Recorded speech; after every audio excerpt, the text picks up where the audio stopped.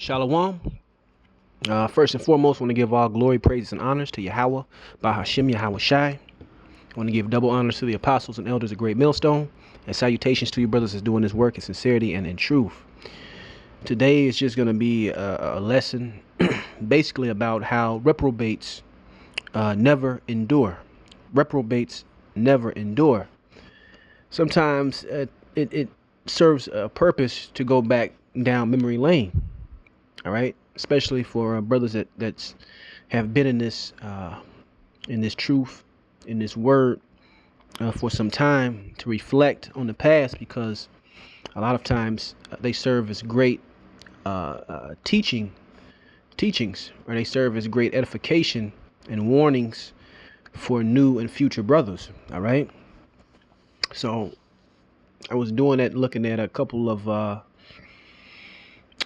ex guys I used to be in camps. Well, used to be in camps with, and other guys that used to be in camps over the years who basically have fell out. All right. Now I want to go into this word reprobate, which is a heavy word. All right. Now, if you go into the etymology of that word reprobate, when you go to etymology online etymology dictionary, it says early 15th century, rejected as worthless. Right?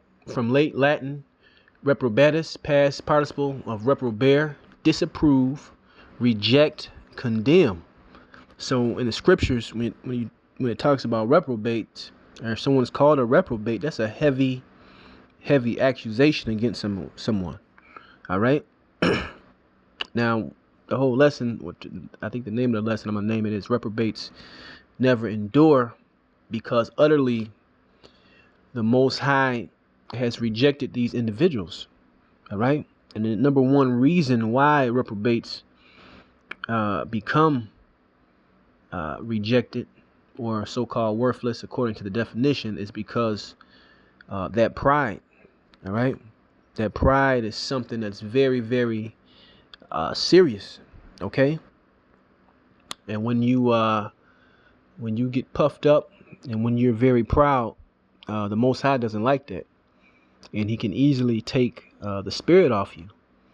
And we've seen many examples over the years of a strong speaker, a good teacher, slowly gets puffed up, gets proud, and guess what? The Most High takes that spirit off of them, and they never endure, and they just fade away. It always usually starts with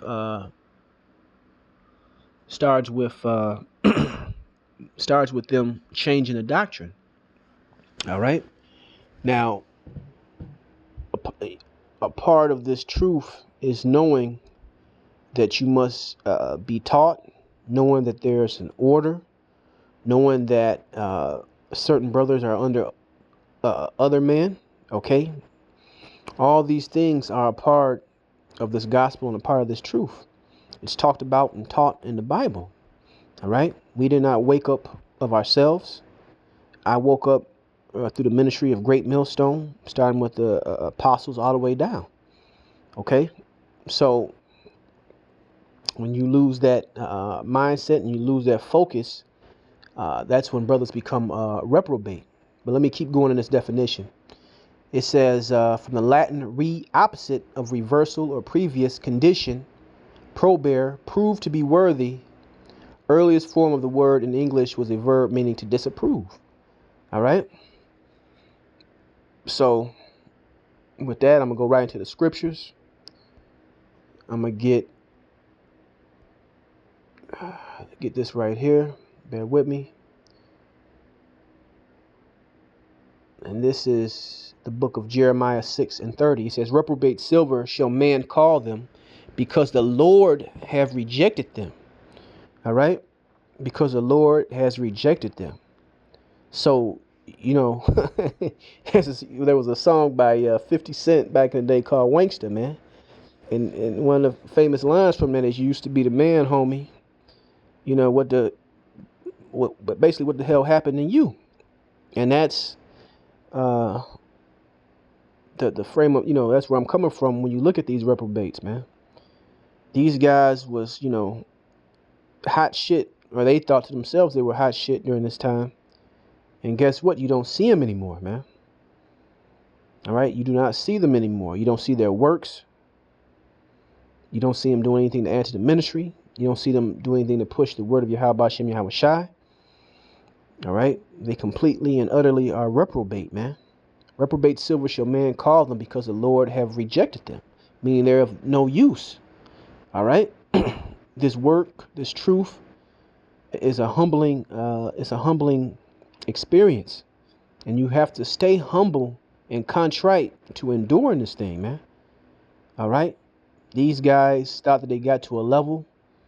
They thought they was bigger and badder than what they really were. And Yahweh Shem Yahweh Shai made an example of these individuals. All right? So this is just a warning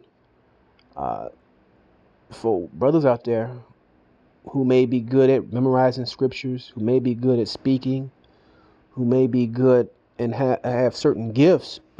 But when those gifts puff you up to a point where you feel that basically you are bigger than this truth, and your lot is more important than anybody else's lot in this truth, guess what, man? The Lord will take you out, man. He will take you out. All right? Let's keep going.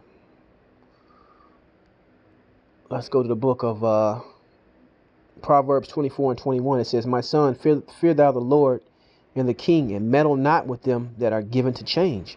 And one of the principal things of these men that are reprobates, that didn't endure, was change, man. Constantly changing and redoing the doctrine as it was taught to them. All right? These guys were highly emotional, and they would flip-flop every week, it seemed like, man. No, this no longer means that. It means this. This no longer means this. Now it means that. All right? They could never humble themselves to the point that Yahweh Shem Yahweh Shai set up apostles, disciples, elders, and men above them that passed this thing down. And when we got the word, guess what? Don't corrupt it and give it out the way that you received it. All right? Keep it simple, keep it basic. Right? Let's keep going. Let's go to the book of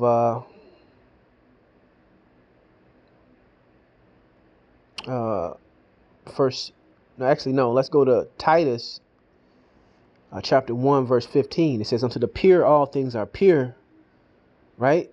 "But unto them that are defiled and unbelieving is nothing pure." Right? So when Great Millstone GMS say we got 100% truth, we believe that, man.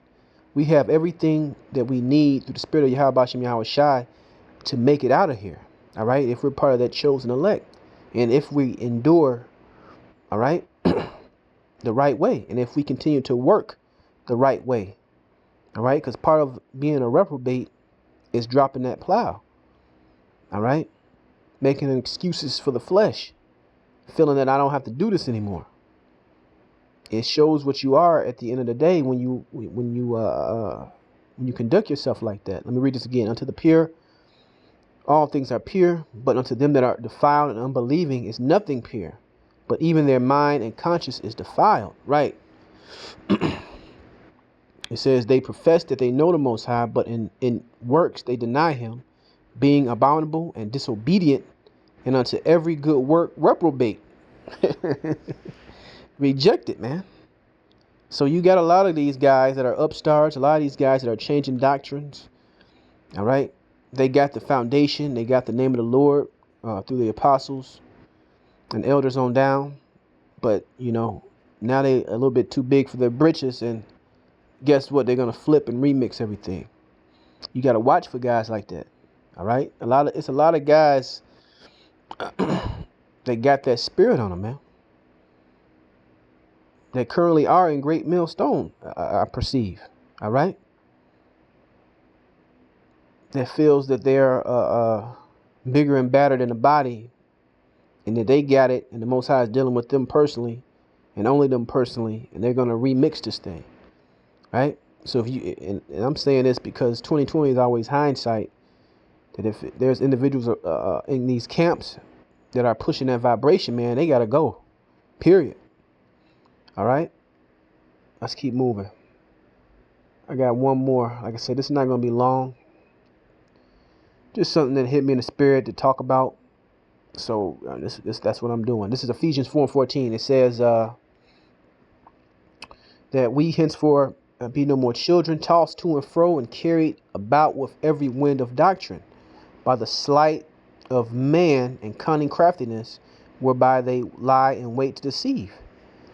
So the number one thing with these guys, these reprobates, is change the doctrine, come against the man that taught them, right? Basically try to pull other individuals away from the actual truth, the actual doctrine, to follow them, right? All these things are tenets of a reprobate, right? And I got one more. This is 2 Timothy 3:14. It says, but continue thou in the things which thou hast learned and hast been assured of, knowing of whom thou hast learned them. Right. So when you say double honors to the apostles and elder of great millstone, those aren't just words, man. That's an honor that's talked about within the scriptures. Double honor is due to those men because they labored in the doctrine and truth. Because when you say that, you're saying, I acknowledge these men, and I am assured of what they taught me.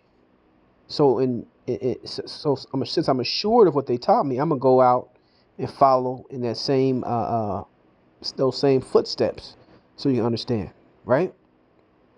Like I said, at the end of the day, keep this thing simple. We're not reinventing the wheel out here, right? We're doing what we are supposed to do because we're doing our part. We're doing our what's the word I'm looking for? Because we all got different portions. We're doing our portion, but Yahweh Shem Yahweh Shai is going to do that heavy lifting. Just remember that. But this went long enough. I want to give all glory, praise, and honor to Yahweh Shem Yahweh Shai, and shalom the next time.